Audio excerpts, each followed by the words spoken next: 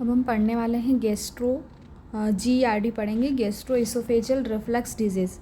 As the name suggests, is defined as a reflux of the gastric content into the esophagus, resulting in the inflammation of the esophagus. Reflex esophagitis caused by the H plus ion and pepsin and bile salt. इसका cause क्या है, etiopathogenesis क्या है. Normally the gastroesophageal reflux can occur transiently due to the relaxation of the esophageal sphincters following a heavy meal और spicy food. उसकी वजह से जो अपना स्फिंक्टर था ना वो रिलैक्स हो जाता है, जिसकी वजह हैवी मील और स्पाइसी फूड की वजह से. But it does not cause disease because the refluxed content are clearly by the esophageal peristalsis and is there is a strong esophageal mucosal defense. हाँ, नॉर्मली ये सब इतना डैमेज नहीं करता है, लेकिन और डिजीज़ भी नहीं करता है. The disease reflux esophagitis occurs when the increased reflux gastric content stay for the prolonged period into the esophagus along with the lowered mucosal resistant. It is considered as the motility disorder. The other pathogenic mechanisms क्या है, the impaired tone of the lower esophageal sphincter and the LOS tone fails, है ना. एक है lowered esophageal tone का fail होना और एक होना है स्फिंक्टर का फेल होना. तो एक है impaired tone of the lower esophageal sphincter, the resting LOS tone is low. The LOS tone fails to increase as occur in the normal person when lying flat.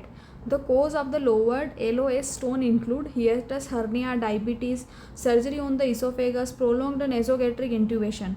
That LOS tone fails to increase when the intra-abdominal pressure rises, obesity, pregnancy, ascites, bending और lifting के time पर. फिर एक ऊपर diagram दिया है, उसके पहले अपन ये पढ़ते हैं. Third point, reduction in the LOS tone, है ना. LOS टोन में रिडक्शन हो गया है टोन में फैटी फूड और कैफीन की वजह से. Impaired oesophageal mucosal resistance, smoking और एल्कोहल, डिलेड गैस्ट्रिक इम्पीटिंग में partial gastric outlet obstruction, anti cholinergic, diabetes, systemic sclerosis, increase the chance of the reflex, ready gastric content to reflux. Prolonged episode of the gastroesophageal reflux occur when the stomach is full and ready to regurgitate at night and post prandially. All or some of these factors play a role in the individual patient. Now it is established that it can occur without the hiatus hernia. The precipitating factor are the given in the box. उसके पहले एक diagram दिया है ऊपर, maintain anti reflux mechanism, pathogenic mechanism for the gastro oesophageal reflux leading to the oesophagitis. तो ऊपर लिखा है decreased oesophageal motility, hiatus hernia, फिर है ओसोफेजाइटिस, डायफ्राम जो है वो थोड़ा डाउन, फिर है gastric dilatation and atony, decreased motility, lowered resting oesophageal sphincter pressure, है ना. ऊपर से मोटिलिटी कम हो गई है, फिर उसके इन्फ्लामेशन हो गया है, तो ये जो रेस्टिंग एसोफेजल स्फिंक्टर है उसका प्रेशर लो हो गया है. Precipitating factor for the reflux oesophagitis, तो old age, smoking, fat, chocolate, caffeine, coffee, alcohol ingestion, hiatus hernia, gastric stasis, है ना, गैस्ट्रिक स्टेसिस और एंटी कोलिनर्जिक, डायबिटीज़ है, systemic sclerosis, raised intra abdominal pressure, pregnancy, ascites, obesity and sedentary habits. Clinical feature क्या है, the disorder is common in the middle age, frequently seen in the obese female. Heart burn is an early feature. इसका clinical feature में heart burn मिलेगा.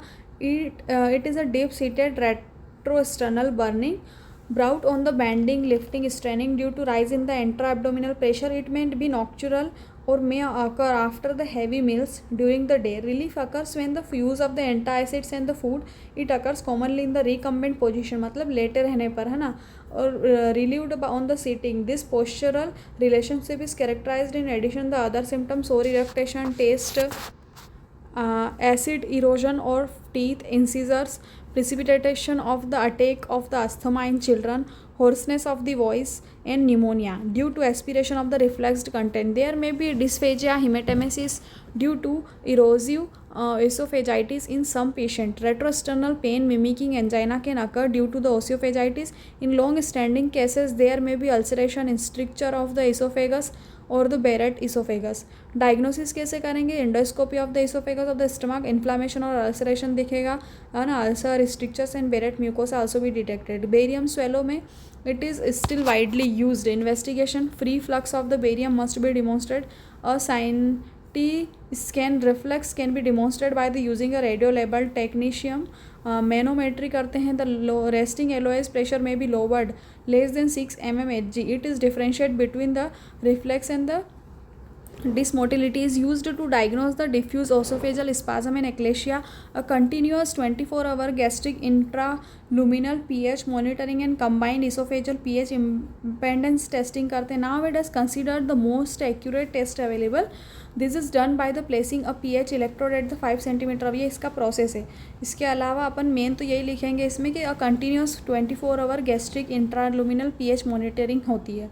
Complications में क्या है? They are as follows: stricture of oesophagus, ulceration of the oesophagus. Third है Barrett's oesophagus that may undergo the dysplasia and transforms into the adenocarcinoma, carcinoma of the oesophagus. Treatment में क्या है? Dietary and postural adjustment. Caffeine, alcohol, stress, chewing gums, smoking are to be avoided. Person should not sleep within 3 hours after a heavy meal. Impeding time of the stomach.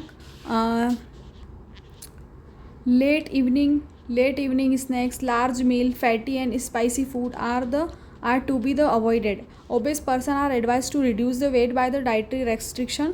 Patient should sleep with the propped up position, head up of the bed elevated. मतलब थोड़ा head ऊपर करके सोने को बोलते हैं. At night, eat smaller, more frequent eat meals and eat and drink all food and beverage while sitting up. Mild and intermittent symptoms get relieved by this modification. Avoid precipitating factors जैसे analgesic, anti inflammatory drugs को avoid करना है, spicy food को, है ना, ये सब को अवॉइड करना है. Neutralising of the acids by the antacid H2 blockers और द प्रोटॉन पंप इनहिबिटर. तो एंटासिड्स को heartburn can be controlled by the use of the alginate containing antacids. They form a gel or form a raft in the stomach, reduce reflex. The H2 blockers such as ranitidine 150 mg वगैरह ये दी जाती है ना allopathy में. Surgery is to repair the sphincter fundal application is to be done in desperate and resistant case में. अगर ये सब काम नहीं कर रहा है तो फिर सर्जरी की जाती है.